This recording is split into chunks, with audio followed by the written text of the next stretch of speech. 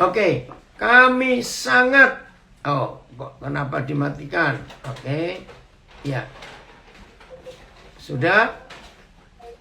Oke. Jadi kami sangat diberkati dengan kesaksian dan puji-pujian saudara-saudara, wanita-wanita Kristus yang tangguh, yang kuat.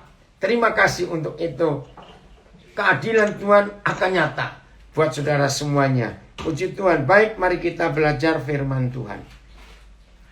Tema kita itu dipilih oleh Pak Andreas ya, yang milih tema ini. Pengkhotbah 3 ayat 16. Kita baca dulu Pengkhotbah 3 ayat yang ke-16. Begini kata Tuhan, Pengkhotbah 3 ayat yang ke-16. Ya, ini hebat sekali tema ini. Saya akan baca. Ada lagi yang kulihat maaf di bawah matahari. Ada lagi. Pengkhotbah 3 16 ya. Ada lagi yang kulihat di bawah matahari, di tempat pengadilan, di situ pun terdapat ketidakadilan. Nah, kan aneh, di tempat pengadilan kok tidak terdapat keadilan. Dan di tempat keadilan, di situ pun terdapat ketidakadilan. Oke, saya akan baca berapa terjemahan yang lain. Selain itu, aku melihat di bawah matahari bahwa di tempat pengadilan di sana ada kefasikan, ada kejahatan. Dan di tempat kebenaran di sana ada kefasikan. Tambahan lagi, sudah kulihat di bawah langit, barang di mana tempat hukum, di sana pun ada lalim. Dan barang di mana tempat pengadilan, di sana pun ada lalim.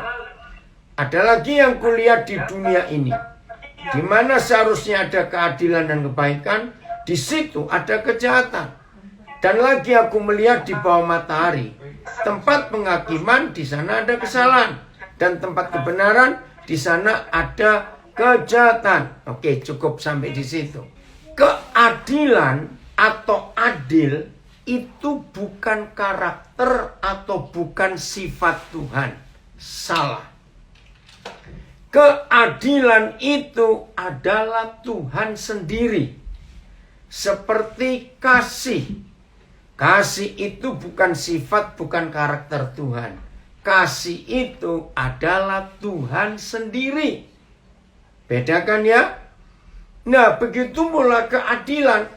Itu bukan sifat Tuhan, bukan karakter Tuhan. Tapi keadilan itu adalah Tuhan sendiri. Wih, ini luar biasa. Puji Tuhan. Yang dari Belanda sudah bangun, bisa ikut. Masih gelap di sana. Nah, maka itu yang dibenci oleh setan, ya, perhatikan. Yang dibenci oleh setan adalah keadilan itu. Maka itu setan selalu membuat ketidakadilan. Itu memang kesukaan setan. Mengapa setan selalu membuat ketidakadilan? Karena untuk meniadakan Tuhan di dunia ini. Saya ulangi, ketidakadilan itu tujuan utama setan untuk meniadakan Tuhan di dunia ini. Wih, ngeri sekali. Jelas ya? Nah, keadilan itu adalah musuh kemanusiaan. Saya ulangi. Keadilan itu musuh kemanusiaan. Maka itu kenapa dunia punya lembaga hak asasi manusia yang pusatnya di Jenewa dari PBB. Nah, karena ketidakadilan itu merendahkan. Ya, tolong catat. Ketidakadilan itu merendahkan kemanusiaan. Bahkan ketidakadilan itu berusaha untuk meniadakan, menghapuskan kemanusiaan. Wih, ngeri sekali. Saya harus berkata hal ini. Maka itu kalau Pengkhotbah 3 ayat 16 bisa menyatakan bahwa di bawah langit ini, di tempat pengadilan pun bisa tidak ada keadilan. Kenapa? Nah, itulah perbuatan si setan untuk meniadakan Tuhan. Dengan perlakuan tidak adil, maka Tuhan tidak akan nampak. Saudara, dengar. Musuh keadilan itu bukan setan. Loh, siapa? Tolong dicatat. Musuh keadilan itu uang. Woi, pasti kaget semua. Saya ulangi, musuh keadilan itu bukan setan. Musuh keadilan itu uang. Dan memang uang itu adalah setan. Hanya Tuhan Yesus yang berkata. Maka itu izinkan saya berkata kalimat ini. Kalau ada manusia cinta uang, itulah orang yang benci keadilan. Saya ulangi supaya kita semuanya tahu. Orang yang cinta uang pasti benci keadilan. Wih, gak main-main itu saudara.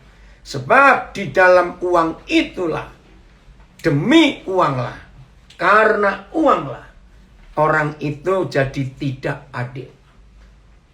Awal-awal saya pelayanan ke LP, ya, itu tahun 80-an yang lalu, saya nggak tahu apakah sampai hari ini masih ada istilah itu. Menarik.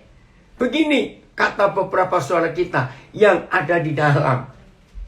Pak, ternyata Indonesia ini bukan Pancasila, tapi heksasila. Heksa itu 6. Loh, saya bilang, apalagi zaman itu, zaman Orde Baru, kan ada seminar P4. Ya, apa itu? Pengamalan, pengabdian, pengenalan Pancasila. Saya lupa. Saya bilang, hati-hati lo ngomong. Nanti pemerintah bisa nangkap. Betul, Pak. Indonesia ini bukan Pancasila, tapi heksasila. Saya tanya, apa itu? Oh, ternyata sila pertama bukan ketuhanan yang Maha Esa. Lalu mereka jawab begini. Dan mudah-mudahan gak ada lagi istilah itu. Kalau masih ada, ya inilah bukti bahwa lawan keadilan ya adalah uang. Nah begini kata saudara kita. Lalu sila pertama apa? Woi, saya kaget. Tapi setelah sekian waktu, akhirnya saya menyetujui juga. Begini kata saudara kita waktu itu yang di dalam LP ya. Sila pertama, keuangan yang maha kuasa. Wih, ayo renungkan sekarang. Keuangan yang maha kuasa. Baru sila kedua, ketuhanan yang Maha Esa. Ternyata betul. Uang itu musuh keadilan. Satu kali saudara, kira-kira hampir 8 tahun yang lalu, saya lupa. Saya diminta untuk menjadi narasumber dari pertemuan para pengacara Kristen di Jakarta. Dan waktu itu dihadirkan juga beberapa mahasiswa fakultas hukum dari 4 perguruan tinggi di Jakarta. Yang mengadakan pertemuan hukum itu seorang anak tuan, pengacara yang hebat, namanya Tony Budijaya. Kalau saudara klik, dia ini satu-satunya lembaga hukum yang dapat pengakuan internasional. Karena kiprahnya luar biasa. Tony Budijaya. Pakai ejaan lama ya. Terima kasih Ton. Itu anak saya yang hebat sekali. Nah dalam pertemuan itu. Saya diminta untuk menyampaikan. Keadilan berdasarkan firman Tuhan.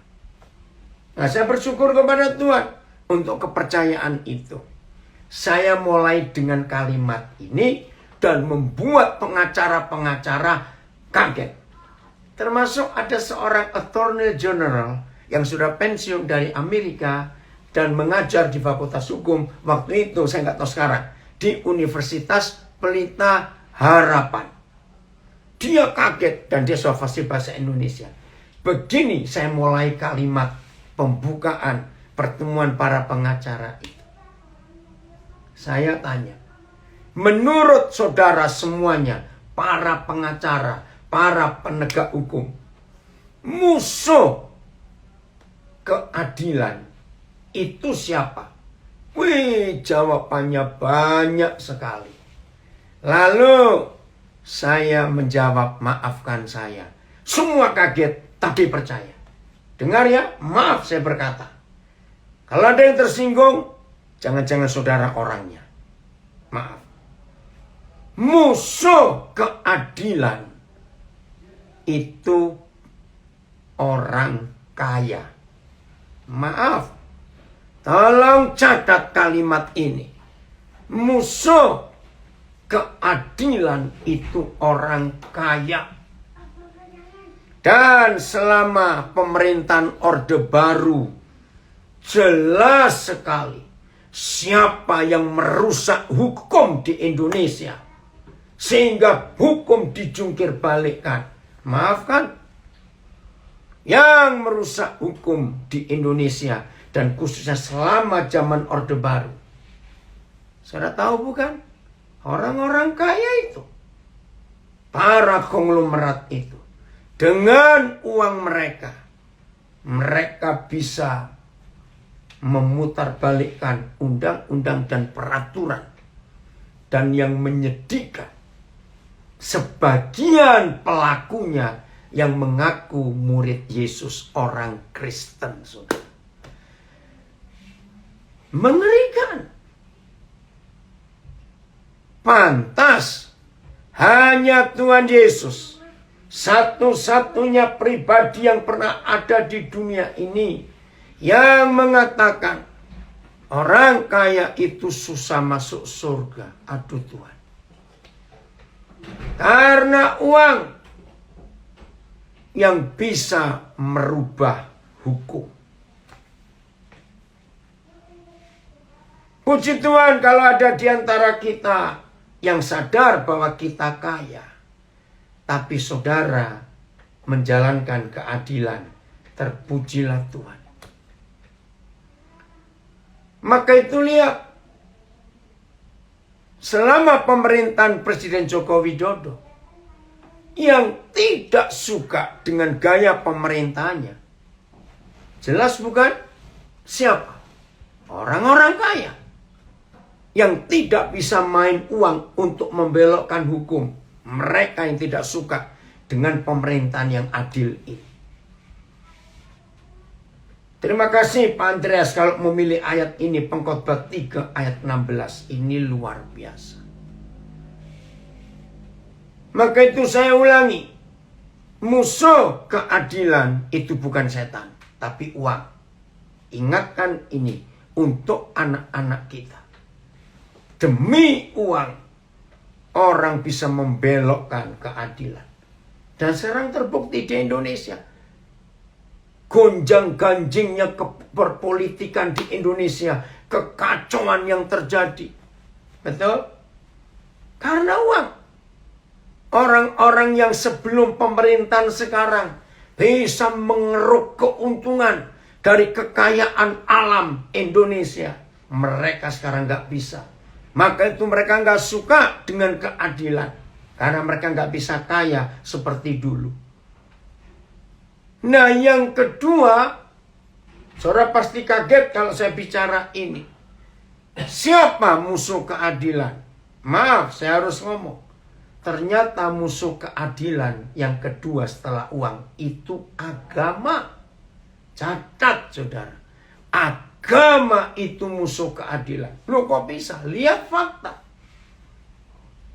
Segala sesuatu bisa jadi halal kalau pakai kata agama. Maka itu perang yang tidak bisa dihentikan sampai hari ini di seluruh dunia. Perang agama. karena membela agamanya. Di dalam agamalah ada orang membunuh orang lain yang tidak seagama dan dianggap pahlawan. Ini kan kurang ajar betul. Jadi tolong catat. Musuh keadilan itu ada dua. Uang dan agama. Mengerikan sekali. Maka itu dalam sejarah, saudara. Sejarah di negara mana saja. Semua bentuk kejahatan yang paling tinggi adalah pencucian uang. Money laundering. Uang yang kotor, hasil kejahatan itu dibersihkan, dicuci. Dan sejarah mencatat satu-satunya tempat yang paling aman untuk mencuci uang hasil kejahatan. Ada di mana? Di dalam rumah ibadah. Betul tidak? Itu satu-satunya tempat yang paling aman mencuci uang hasil kejahatan. Di dalam rumah ibadah. Ibadah apa saja termasuk gereja. Maka itu kalau kita bicara keadilan, singkirkan uang dan singkirkan agama, baru keadilan itu akan ada. Selama uang dan agama masih dinomorsatukan, masih dijadikan garis depan, maka sampai kapanpun tidak akan ada keadilan di bumi ini. Hanya Alkitab yang menuliskan akar segala kejahatan adalah cinta uang. Betul? Di dunia ini tidak ada buku lain yang pernah mencatat bahwa akar kejahatan itu adalah uang. Itu cuma Alkitab, saudara. Wih, ini luar biasa. Maka itu bersyukur ada firman Tuhan yang adil itu. Jadi saudara dan saya harus bukan membela keadilan loh. Keadilan gak perlu dibela. Dia itu Tuhan kok dibela. Tapi yang Tuhan ingin, kita sebagai murid-muridnya, rekan sekerjanya harus berlaku adil. Oke, sekarang kita lihat Yeremia 9 ayat 23 dan 24. Yeremia 9 ayat 23 dan 24. Ya, Yeremia 9. Oke, Aan menampilkan ayat. Judulnya, Yeremia 9 ayat 23 itu perikop baru. Mengenal Tuhan adalah kebahagiaan manusia. Betul. Mengenal Tuhan. Bukan beragama. Tidak. Mengenal Tuhan. Itu kebahagiaan manusia. Beginilah firman Yahweh. Ayat 23 Yeremia 9. Beginilah firman Yahweh. Janganlah orang bijaksana bermegah karena kebijaksanaannya. Janganlah orang kuat bermegah karena kekuatannya. Janganlah orang kaya bermegah karena kekayaannya. Jadi ada 3. Bijaksana, kuat, dan kaya. Jangan membanggakan. Jangan bermegah karena engkau kuat, karena engkau bijaksana, karena engkau kaya. Jangan bangga karena kita bijaksana, kita kuat, dan kita kaya. Jangan. Lalu, bagaimana kalau orang itu mau bermegah? Ayat 24. Tetapi siapa yang mau bermegah, yang mau wow, baiklah bermegah karena yang berikut. Yang apa? Bahwa kita 1. memahami, 2. mengenal aku, kata Yahweh Tuhan. Ini yang pertama dan kedua, memahami dan mengenal. Yang ketiga, bahwa akulah Yahweh yang menunjukkan kasih setia. Ini yang ketiga. Keempat, Tuhanlah Yahweh yang menunjukkan keadilan. Nomor 4, 4 ya, 1, 2, ya 3, 4. Sekarang yang kelima, menunjukkan kebenaran di bumi. Sungguh semuanya itu kusukai. Demikianlah firman Yahweh. Haleluya. Semua itu dia sukai. Apa yang Tuhan sukai? Ada, saya ulangi lagi. Memahami Tuhan. Mengenal Tuhan. Menunjukkan kasih setia. Menunjukkan keadilan. Menunjukkan kebenaran di bumi. 5 hal ini yang Tuhan sukai. Bahkan ditegaskan di kalimat terakhir ayat 24. Sungguh semuanya itu kusukai. Demikianlah firman Yahweh. Saudara-saudara dikasihi Tuhan, dimanapun saudara bergabung dan mendengar kebenaran ini, kalau memang 5 hal ini yang Tuhan sukai, saya ulangi, kalau memang karena 5 hal ini yang Tuhan sukai, ya ayo mulai hari ini kita jangan sibuk yang lain-lain. Kerjakan 5 hal ini. Kepada rekan-rekan, saudara-saudara yang ada di dalam LP, sambil menanti keadilan Tuhan nyata untuk saudara. Karena kita tahu saudara-saudara kita yang ada di dalam LP tidak semuanya karena kesalahan yang dilakukan. Tidak. Ada beberapa yang diperlakukan tidak adil. Dijadikan korban. Yang difitnah. Ada. Nah, jangan coba-coba cari keadilan dari manusia.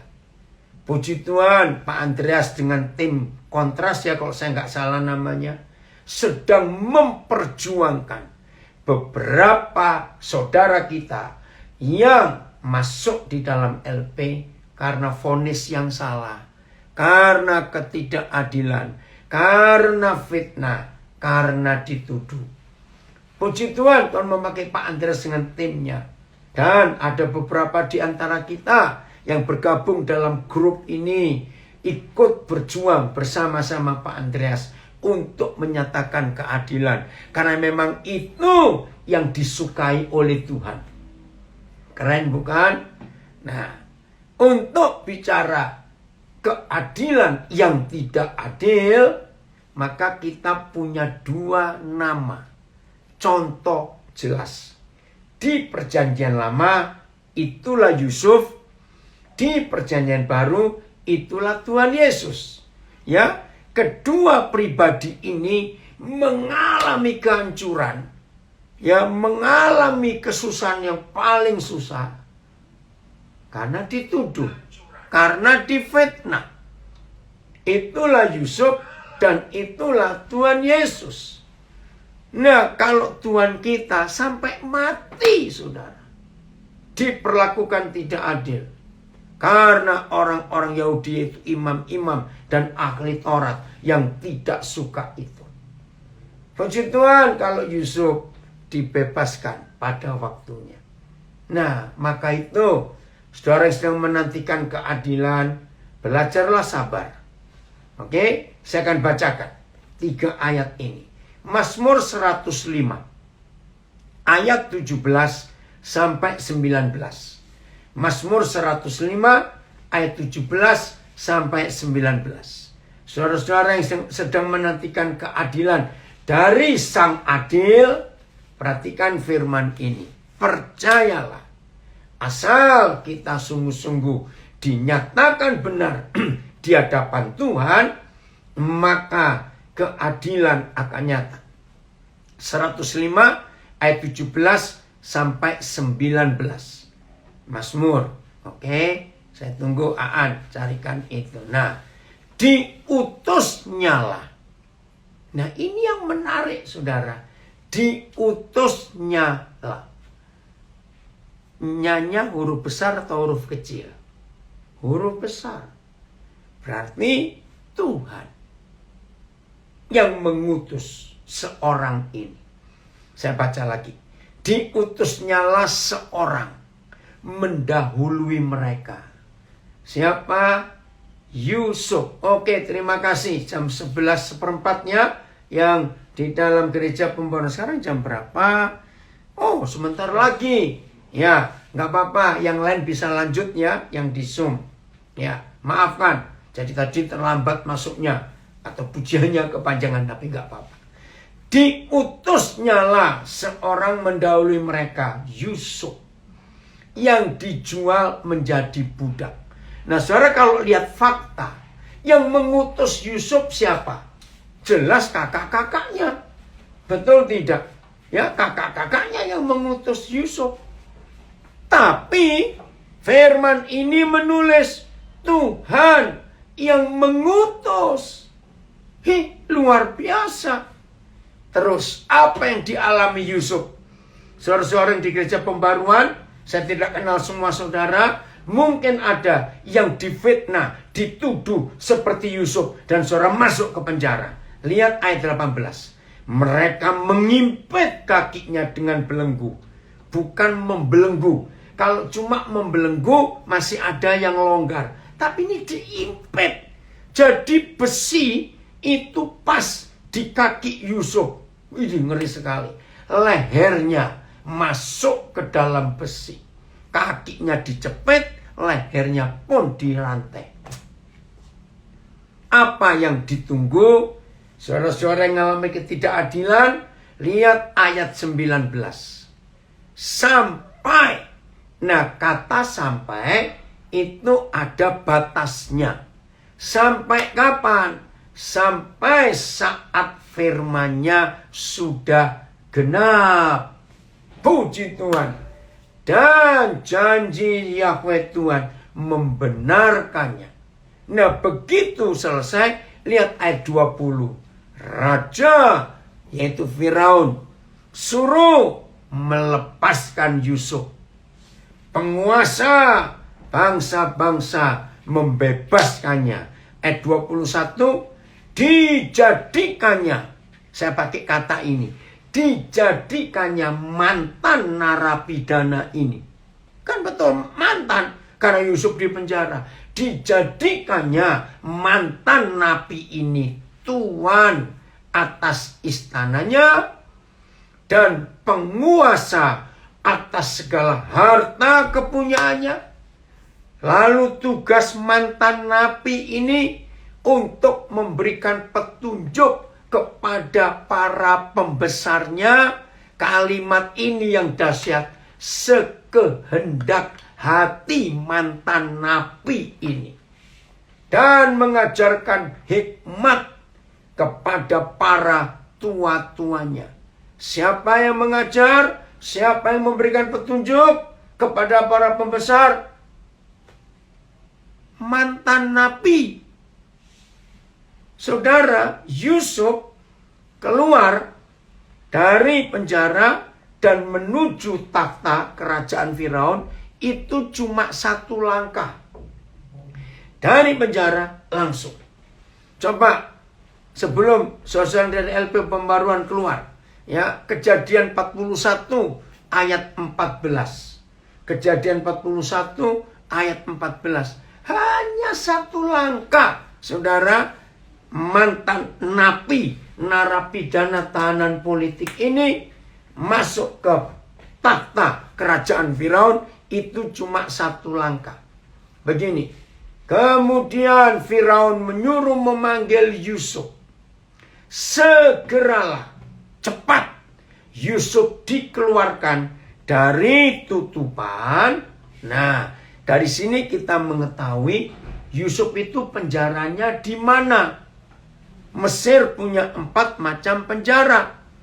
Penjara yang pertama ya penjara seperti yang umum. Di dalam 4 dinding ada orang di dalamnya.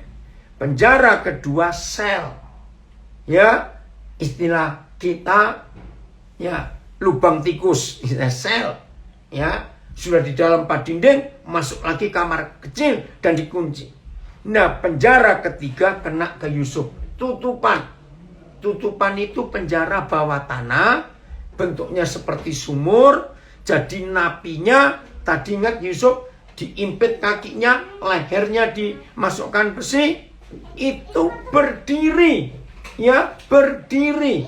Jadi Yusuf itu makan minum, tidur, semuanya BAB, semuanya berdiri. Saudara, ini luar biasa ngeri. Tutupan, tidak ada sinar matahari. Nah, penjara keempat itu buangan. Itu kena kepada Musa. Nah, yang tahu salah satu penjara di Nusa Kambangan namanya Permisan, itu dari bahasa Belanda, vermis. Nah, kalau saudara yang belum pernah ke Nusa Kambangan, saya beritahu. Ya, Pak Andreas, ada berapa LP sekarang di Nusa Kambangan? Saya lupa. Karena ada yang baru terakhir ini. Ya, ada 8, Pak. Nah, saudara perhatikan. Di Nusa Kambangan ada 8 LP. Satu yang paling ujung. Itu dekat Laut Selatan. Wih, ombaknya besar sekali. Di pantainya itu bukan pasir, tapi batu-batu besar. Nah, mengapa disebut penjara Permisan? Ada kembang kuning, ada besi, ada batu, ada SMS. Saya nggak ingat semua yang lain. Nah, Permisan ini dari bahasa Belanda. Belanda membangun itu disebut vermis. Vermis itu dibuang, hilang. Lalu orang Indonesia nggak bisa nyebut vermis, jadi Permisan, permis. Kenapa? Karena di penjara itu yang mau lari, larilah. Tapi pasti mati. Kena laut, ombak Laut Selatan Pulau Jawa yang mengerikan itu. Nah, Musa kena yang keempat, Permisan, dibuang. Padang gurun, karena dia cucu raja. Maaf, ini cuma ngomong. Jadi kalau kita suruh milih-milih yang mana, ya pasti jawabnya nggak milih semua. Tapi ini yang luar biasa. Yusuf kena yang paling celaka, tutupan. Tapi lihat firman Tuhan ini ya. Segeralah ia dikeluarkan dari tutupan. Ia bercukur karena saya lebih jelek dari monyet. Saudara, rambutnya, jenggotnya. Dan berganti pakaian. Bayangkan. Kenapa harus berganti pakaian? Kenapa cukur? Sekian belas tahun. Di penjara tutupan bawah tanah. Berarti bajunya juga sudah bau. Rambutnya sudah nggak karuan. Jenggotnya semuanya. Lalu pergi menghadap Firaun. Nah, ini yang saya katakan kan cuma satu langkah. Dari penjara sampai ke takhta Firaun itu cuma satu langkah. Kembali ke Mazmur 105 tadi. Ayat yang ke-20 dan 21.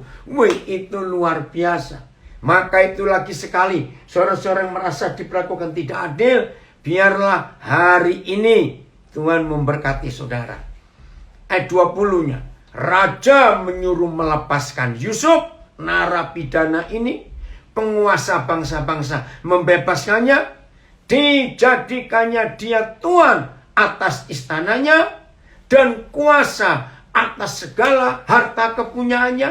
Untuk memberikan petunjuk kepada para pembesarnya. Sekehendak hati mantan nabi ini. Ini kan dahsyat. Dan mengajarkan hikmat kepada para tua-tuanya. Jadi, saudara-saudara yang merasa diperlakukan tidak adil, jangan balas dendam, jangan marah-marah, jangan ngutuki orang yang memfitnah dan menjebloskan saudara ke penjara. Tunggu sampai saat firman-Nya sudah genap dan janji Tuhan membenarkan. Puji Tuhan, saudara kita yang dari Malang sudah harus keluar karena tugas mereka ada. Kita lanjutkan sekarang. Masih tentang ketidakadilan di dalam pengadilan. Saudara, kalau kita sudah mendengar kisah tentang Yusuf tadi, betul-betul Tuhan akan menyatakan keadilannya. Ini saudara kita di Indonesia sedang berduka karena kemarin ada peristiwa pembakaran gereja, pembunuhan keluarga yang ada di Sulawesi Tengah. Tuhan pasti akan menyatakan keadilannya. Sungguh, biarlah para martir itu sudah menumpahkan darahnya dan Injil menjadi subur karena darah para martir itu. Baik, kita lanjutkan. Maka tadi kita sudah mempelajari ya Yeremia 9 ayat 23 dan 24. Kalau memang itu saja yang disukai Tuhan kita, ya, memahami, 1, 2, mengenal Tuhan, 3, menyatakan kasih setia, 4, menyatakan keadilan, 5, menyatakan kebenaran di bumi, dan sungguh semuanya itu kusukai. Demikianlah firman Yahweh.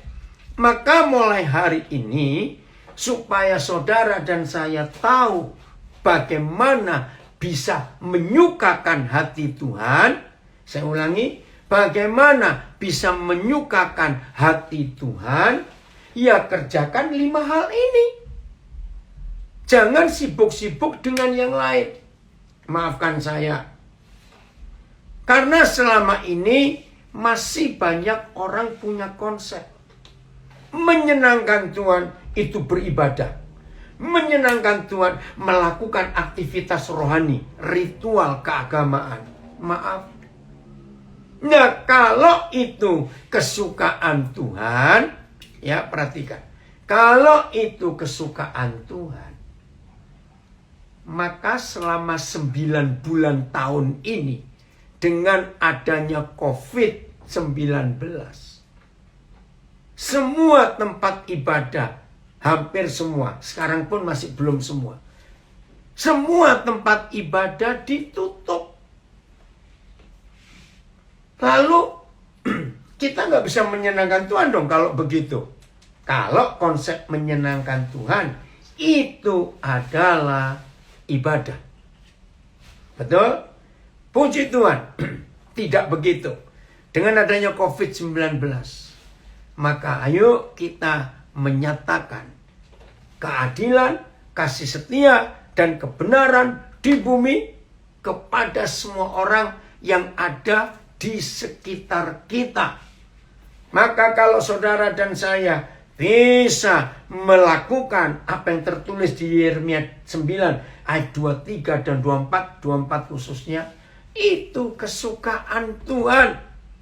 Maka itu mulai hari ini kemanapun kita beraktivitas, walaupun aktivitas kita masih dibatasi karena COVID ini, work from home, semua dikerjakan di rumah, tetapi kita tetap punya kesempatan untuk kita menyatakan kasih setia, menyatakan keadilan, menyatakan kebenaran di bumi kepada beberapa orang di sekitar kita yang kita bisa tahu. Itu ya maksud Tuhan dalam kehidupan kita ini. Nah, jadi dengan kata lain, saudara dan saya adalah agen-agen keadilan. Saya ulangi, berarti saudara dan saya adalah agen-agen keadilan di dunia ini. Ini cuma kesaksian. Hari Selasa yang lalu, ini kan Sabtu, kami berlima melakukan perjalanan dengan mobil dari Palembang ke Lahat. Ya, Selasa. Tiba-tiba sampai kota Prabu Muli, yaitu pertengahan antara Palembang dengan Lahat. Saya kok pingin ya istirahat sebentar lah. Nah, terus saya tanya kepada anak saya yang bawa mobil, namanya Dedi, Dad, ada kafe nggak atau warung yang kita bisa mampir? Saudara, dia nggak jawab. Tiba-tiba dalam hitungan detik dia belok. Langsung keluar dari jalan utama itu. Nih, ternyata pas ada kafe. Ya udah, sampai dia itu ngomong, ih kok bisa pas ya papa ngomong begitu. Langsung saya tahu ada kafe ini. Saya lupa kafe apa namanya di Prabu Muli. Kafe apa? Cafe and Me. Oh, Cafe and Me. Ya udah. Nah, begitu kami duduk, pelayannya nyambut. Saudara, itu yang buat kami kaget. Saya tahu-tahu Roh Kudus bicara sesuatu kepada pelayan ini tentang hidupnya. Jelas Roh Kudus bicara. Dia hampir putus kuliah kalau dia nggak bayar. Nah, akhirnya saya tanya siapa namanya. Dia sebut namanya. Nah, tapi saya harus minta hikmat Tuhan. Bagaimana caranya ngomong? Ya, tiba-tiba saya sadar. Nah, salah satu tujuan untuk istirahat kan, maaf, saya mau ke toilet. Nah, terus saya bilang, mana toiletnya? Karena saya belum pernah ke situ. Nah, diantara oleh dia, wah, ini kesempatan. Ternyata toiletnya ada di gedung sebelah. Dan gedung sebelah kebetulan tutup. Nah, kesempatan gak ada orang. Saya langsung tanya, kamu itu kenapa? Kok ada masalah? Dia kaget, saudara. Akhirnya bukan cuma masalah gak bisa kuliah, nyambung ada masalah masa kecilnya, dan macam-macam. Saudara, saya cuma ngomong biasa. Maaf, jadi lupa kencing karena lagi ngomong. Dia nangis. Dia heran kok saya bisa tahu. Saudara, karena masa pandemik, sehingga jam kerja dikurangi. Karena jam kerja dikurangi, maka mau gak mau, biaya dia kuliah jadi tertunda. Langsung hari itu saya berkata, karena dia langsung saya bilang, kalau kamu memang mau nganggap saya bapakmu, karena bapaknya gak sayang dia, panggil saya papa. Akhirnya dia manggil saya papa. Saya doakan, terus saya katakan, mulai hari ini, papa akan bayar kuliahmu sampai kamu selesai kuliah. Wih, dia kaget dan dia malah nangis lagi. Nah, padahal cuma mampir. Tuhan bicara sesuatu. Nah, itulah ada ketidakadilan yang dialami oleh seseorang. Maka kalau Tuhan membawa kita bertemu dengan seseorang itu, ayo kita nyatakan keadilan itu. Nyatakan kasih setia, menyatakan kebenaran. Itu yang Tuhan minta di antara kita semuanya, menjadi pelaku. Menyatakan keadilan itu dalam bentuk yang lain, ya. Saya ulangi, menyatakan keadilan dalam bentuk yang lain ada yang sederhana. Ya, ini saya belajar dari seorang rekan hamba Tuhan sama-sama di Nabi ini, Pak Pendeta Edo. Dia pernah mengajar begini. Jangan sibuk hanya memaksa Tuhan untuk menjawab doa kita. Tapi ayo, jadilah kita menjadi jawaban buat doa orang lain. Wih, itu kan luar biasa. Kalau selama ini kita yang sibuk memaksa Tuhan untuk menjawab doa kita. Saudara, hari ini kita belajar tentang keadilan. Masih ingat tadi saya katakan, keadilan itu bukan sifatnya Tuhan, bukan karakternya Tuhan. Tapi keadilan itu adalah Tuhan sendiri. Nah, untuk itu, salah satu bentuk menyatakan keadilan, menyatakan kasih setia, menyatakan kebenaran, mari masing-masing kita yang suka belajar firman ini, kita menjadi jawaban doa buat orang lain. Saya ulangi, kita menjadi jawaban doa buat orang lain. Kalau kita bisa menjadi jawaban doa buat orang lain, maka dengan sendirinya keadilan itu akan nyata lewat kita untuk orang lain yang sedang menunggu keadilan itu dinyatakan. Ini yang Tuhan mau atas kita sebagai murid-muridnya. Ya, saudara-saudara yang masih kumpul di rumah Pak Soleh, ini tujuannya. Kemanapun kita pergi, kita menjadi agen-agen keadilan itu. Bertemu dengan orang siapa saja. Kemarin malam ya kami belajar di rumah Pak Soleh di Palembang. Begini, pokoknya orang, masih ingat ya, asal dia itu manusia, maka kita harus menyatakan keadilan itu. Oh, ini luar biasa. Saya mau bacakan satu komentar di Facebook saya. Semua kesaksian dan pengalaman hidup Pak Pendeta itu juga pelajaran buat saya. Tidak pernah bosan saya mendengarnya. Saya selalu tunggu setiap ada pencerahan. Puji Tuhan. Memang itulah Roh Kudus yang luar biasa. Jadi saudara, dalam hidup ini, ayo kita menjadi jawaban doa buat orang lain. Setuju ya? Nah, bagian terakhir. Adakah konsep keadilan yang sederhana yang Tuhan Yesus lakukan? Kita buka Lukas 5. Cobaan Lukas 5 mulai ayat 1 sampai 5. Lukas 5 ayat 1 sampai 5. Biarlah ini jadi pelajaran buat kita untuk menyatakan keadilan itu sederhana, nggak susah. Ya. Ini anak saya di Tegal, dia masih muslim. Dia komentar, banyak yang Papa tolong, salah satunya saya. Terima kasih Papa, selalu jadi juru selamat buat anak-anak. Saudara, siapa dia? Ya, dia pakai nama saya Daniel Ardiansyah. Padahal namanya Ardiansyah. Ya, suatu kali saya diundang ke Tegal, nginep di Hotel Carlita, dan anak saya ini salah satu pelayan. Nah, Tuhan sama hidupnya luar biasa. Oke ya, salam ya buat Ainun, istrinya namanya Ainun. Baik, Lukas 5-an, bukan 4, Lukas 5. Mulai ayat 1. Ya. Nah, Lukas 5 ayat 1. Pada suatu kali, Yesus berdiri di pantai Danau Genesaret. Ya, Galilea. Sedang orang banyak mengerumuni dia hendak mendengarkan firman Tuhan. Nah, karena di pinggir danau dan waktu itu belum ada listrik, belum ada mikrofon, belum ada sound system, gimana caranya?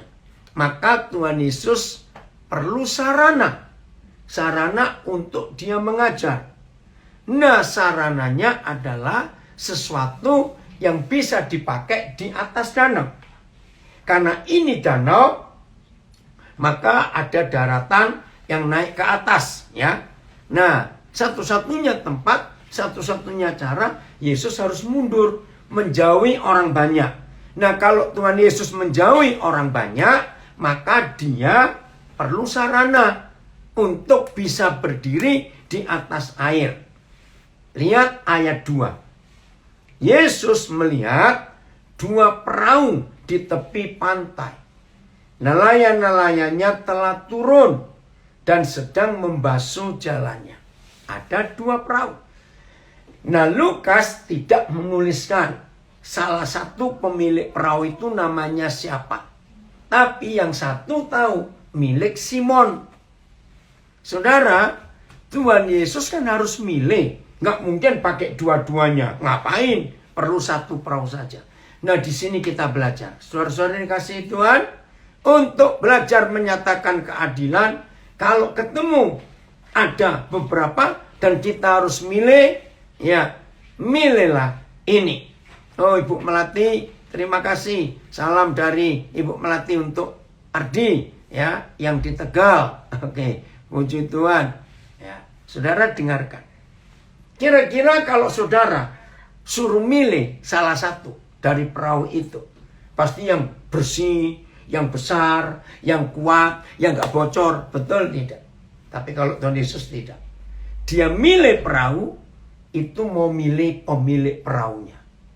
Maka itu salah satu dari perahu itu miliknya Simon.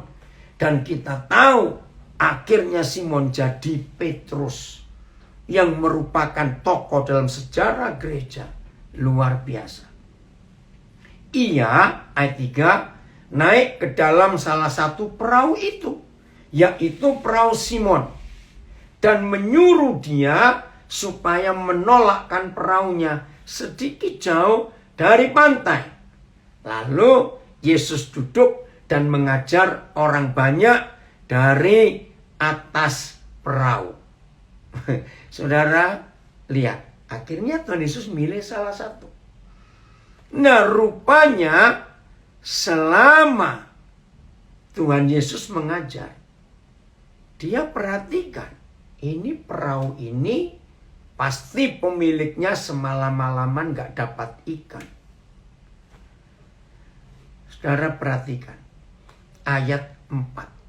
Setelah selesai berbicara, setelah selesai mengajar, ia berkata kepada pemilik perahu yang dipinjam, bertolaklah ke tempat yang dalam dan tebarkanlah jalamu untuk menangkap ikan.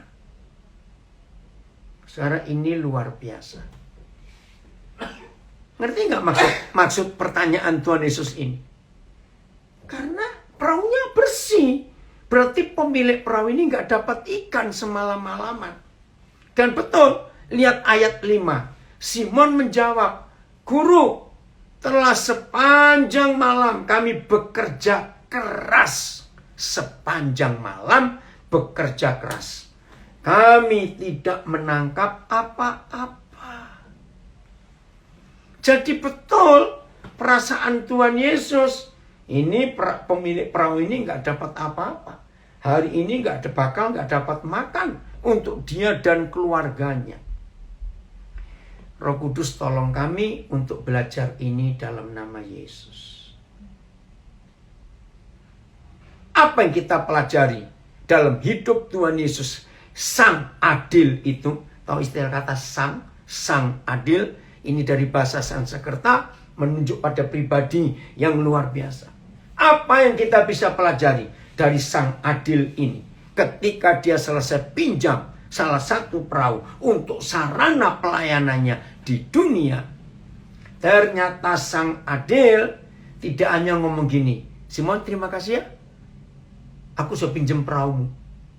Terima kasih saja. Tidak. Sang Adil itu memperhatikan, ini orang gak makan ini hari ini.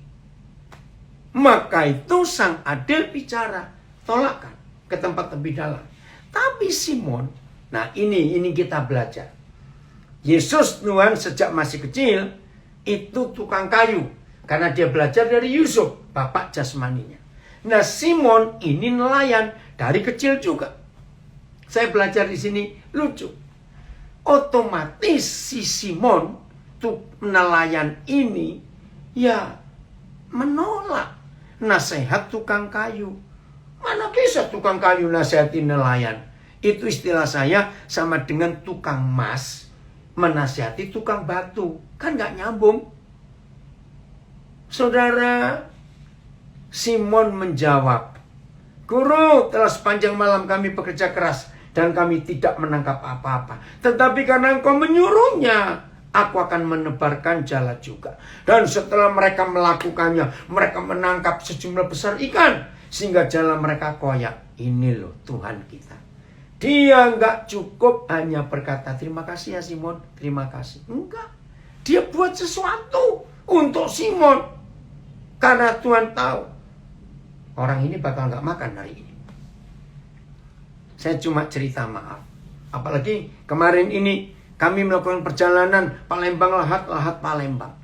Nah di beberapa titik, ya kalau saudara pernah melakukan perjalanan mobil dari Palembang-Lahat atau Lahat Palembang atau Pagar Alam ke Palembang sama.